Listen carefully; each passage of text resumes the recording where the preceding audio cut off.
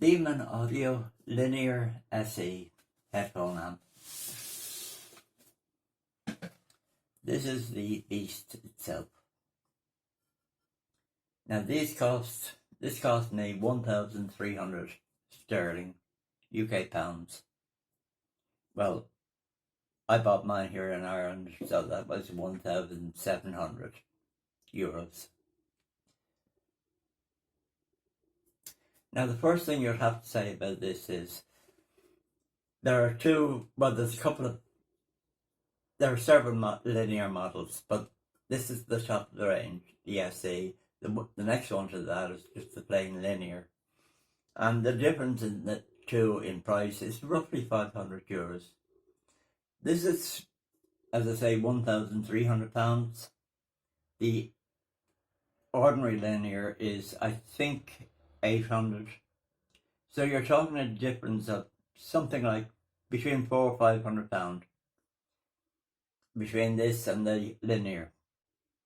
And they are the same amplifier, or the same headphone amp. The only difference is the casing on this is much heavier, and there's a slightly different design, and it's got nicer feet. But it's no different to the linear. So you're paying an extra 500 whatever, essentially for cosmetics. So is it worth it? Well, one thing I have to say here is that this is the most beautiful piece of hi-fi equipment I've ever seen. It's like a piece of sculpture, modern sculpture. And I collect, as it happens, I collect modern art. I collect woodcuts, engravings, that sort of thing, from the 50s, 60s, good quality stuff. And this sort of fits in perfectly with all of that. Now, you probably won't be able to appreciate that. It doesn't quite, the almost tactile nature of this, its aesthetic doesn't really come across on camera. You need to see one of these in real life and to handle it. They're beautiful. So the bottom line is I paid 1,300 in UK pounds. I'm not a rich person. I'm an old guy, a pensioner, don't have a lot of money. So the bottom line is, am I happy with it? Yes, 100%. Have I ever regretted? No. Have I ever thought, well, I could have saved 500 and got this thing that looked a little bit different and was a little lighter, but just the same mechanically? Do I ever regret that? No. No, I'm a happy customer. In fact, I'm so happy that I bought one, and then I went out and I bought another. So I've got two of them. That'll tell you what I think of them. Now, the first one I bought new. The second one, it was a display model, and I got it from Analog Seduction, and it was their own personal display model. So I knew it was in good condition, wouldn't have been abused or anything. So I got that for, I think I paid 800 for that. About a year after this first one that I bought new, I got the display model one from Analog Seduction. And the second I saw it, I just check out eBay most nights. The second I saw it was just bang, click the button, bought it. So I'm very happy with this. They're very good. They're neutral sounding. What you put in is what you get out. So what else can I say? It's as good as any headphone amplifier probably that you'll buy at any price. Now people will have their own preferences, etc., etc. But from a practical point of view, if you want a good headphone amplifier that will last you a lifetime and that's aesthetically looks great with your system, this is it. So So that's basically it. But here's a few things you might want to consider. I have a Sansui, not a Sansui, I have a Yamaha natural sound amplifier. Old one. Can't remember the model number, but that's not important. All Yamaha amplifiers are good quality. They're good amplifiers. No junk. But they're relatively cheap. And by today's standards, they're not sexy. If you want to be one of the cool kids, if you want to sort of boast about your equipment online, all that sort of stuff, a Yamaha, they're seen as cheap amps, I think, today. But in actual fact, they're excellent amplifiers. They always were. They never made bad stuff. And they have a very nice natural sound, as the title suggests.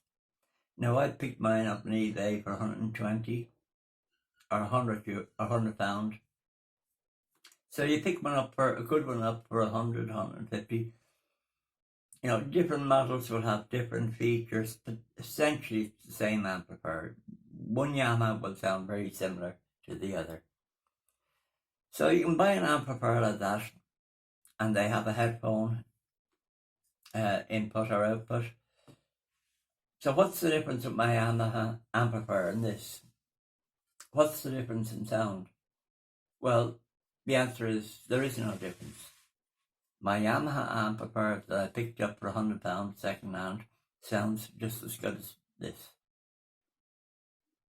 And if you go, I think you'll buy a brand new Yamaha amplifier for about £250, £300 starting price.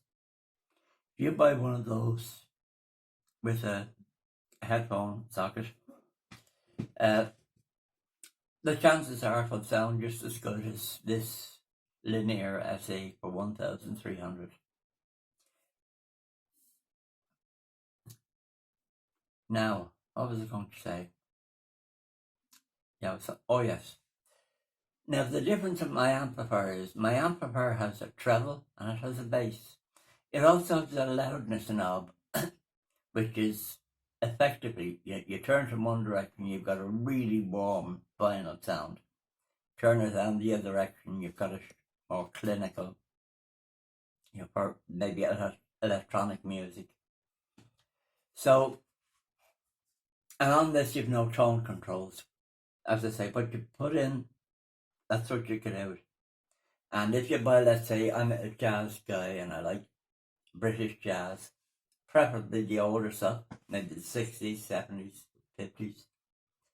But, if let's say you buy a modern jazz record, and a lot of them might sound a bit too digital, a bit too sharp, lacking warmth or something, well, that's the sound you'll get out. Whereas with your Yamaha amplifier, if it sounds a bit cold and clinical, you can warm it up. And as I said, I prefer sort of warm sound, warm jazz sound. So,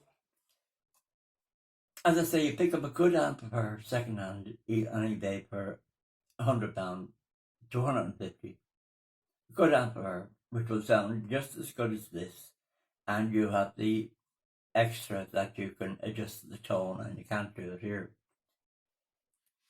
Now, I'm saying this just by way of being practical.